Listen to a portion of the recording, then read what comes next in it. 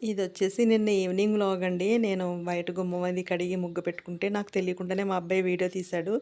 చూసేసరికి వీడియో తీస్తున్నాడు. ఇదేంటి ఈడు ఎప్పుడు వీడియో తీయమంటే తీయడు కదా! ఈరోజు వీడియో తీస్తున్నాడేంటి అనుకున్నాను.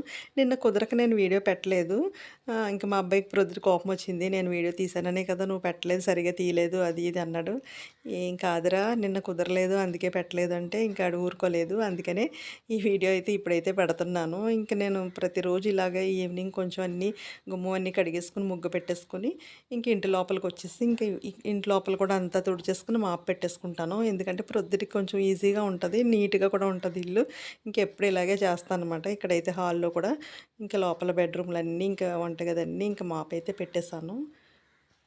ఇంకిక్కడ మధ్యాహ్నం తిన్న గిన్నెలు, ఈవినింగ్ స్నాక్స్ గిన్నెలు అన్నీ ఉంటాయి కదా! ఇంకా అవన్నీ క్లియర్ చేసేసుకుంటున్నాను. ఇంక ప్రొద్దుట చేసిన వంట అన్నీ ఉన్నాయన్నమాట. అన్నం, కూర అన్నీ ఉన్నాయి. ఇంకేం వంట చేయక్కర్లేదు. తినేసి పడుకోవడమే. ఈ చిన్న వీడియో నచ్చితే